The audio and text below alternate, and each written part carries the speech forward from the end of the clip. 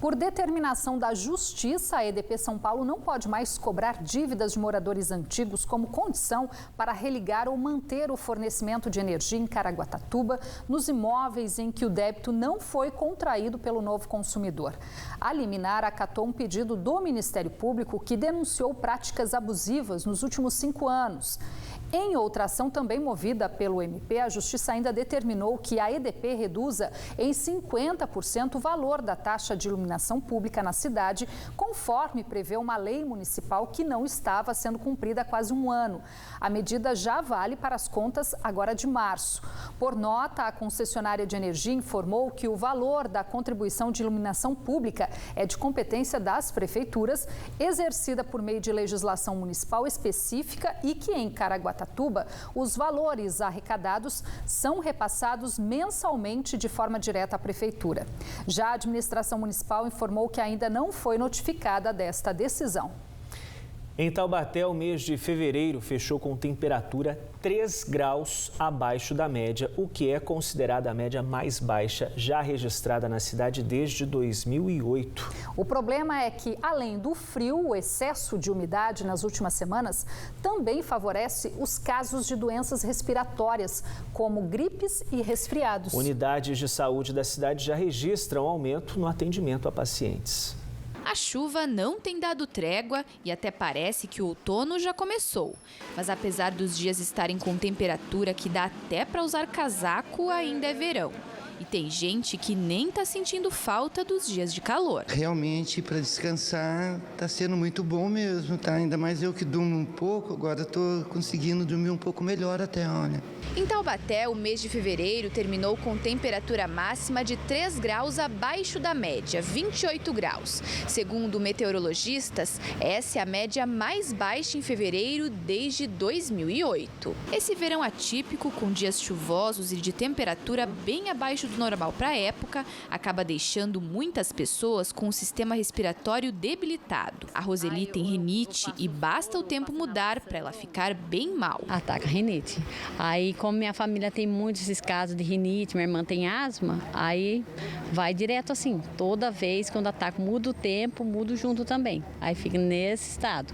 O nariz correndo, tudo tampado, aí não tem jeito. Isso acabou refletindo nos atendimentos das unidades de pronto atendimento de Taubaté.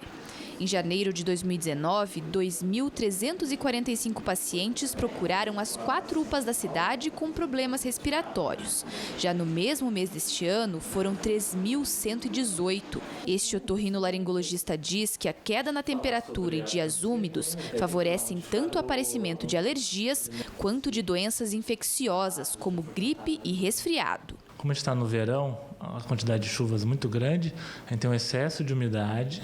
Essa umidade excessiva, em alguns casos, pode causar bolor, causar fungos, e isso ajuda também a transmissão de doenças.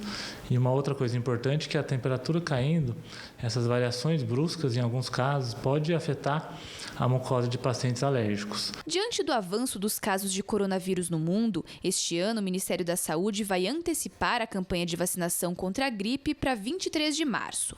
Mas várias medidas também podem ajudar a prevenir os problemas respiratórios. Lavar bem o nariz com soro fisiológico, usar álcool gel, evitar ambientes fechados e o uso do ar-condicionado, que resseca o ambiente, são algumas dicas. E se os sintomas não passarem, sempre procurar um médico. Uma gripe mal curada, ela pode evoluir para uma sinusite, às vezes essa secreção do nariz pode ir para o ouvido e evoluir para uma otite também. Em alguns casos mais graves, descer para a laringe e até o pulmão, causando uma pneumonia. A importância é fazer a lavagem nasal em casa, as medicações básicas para cuidado, mas nunca se automedicar. Assim que os sintomas começarem a mudar, sempre procurar ajuda médica. O tempo segue instável na região devido a um sistema de baixa pressão que atua sobre o oceano e influencia nas condições do clima. O dia ainda continua com bastante nebulosidade e as temperaturas não sobem muito. Os detalhes da previsão no mapa com Amanda Souza, da SOMAR. Olá, muito boa noite a todos que nos acompanham. A chuva não tem dado trégua sobre a região sudeste do Brasil. E dessa vez, nas últimas horas, a área mais atingida foi o litoral de São Paulo. Volumes que chegaram à casa dos 400 milímetros nos últimos 4 dias, o que representa quase o dobro da média climatológica para o mês de março inteiro. E ainda tem mais previsão de chuva vindo por aí. No decorrer desta quarta-feira, chove ainda em boa parte do estado de São Paulo. Tem previsão de chuva em Campinas, mas são pancadas rápidas, intercaladas com períodos de melhoria e, de modo geral, não são esperados grandes acumulados. Já no Vale do Paraíba ainda tem muita variação de nebulosidade, pode chover a qualquer momento do dia.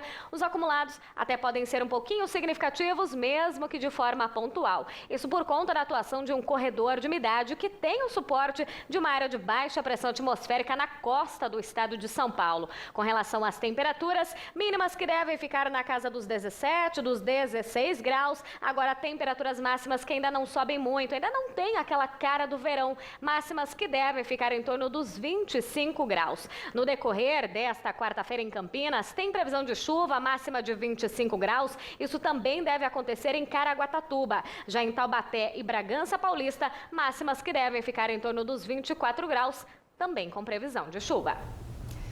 Equipes da Prefeitura de São José dos Campos ainda trabalham para a liberação da estrada municipal do Jaguari, na zona rural da cidade.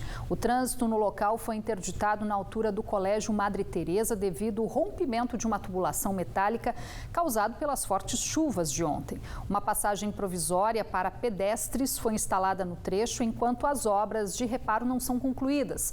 Para contornar o trecho interditado, o motorista precisa realizar um desvio pela travessa Monte Elisa Delfim Moreira. Segundo a Prefeitura, os trabalhos devem ser finalizados ainda neste fim de semana.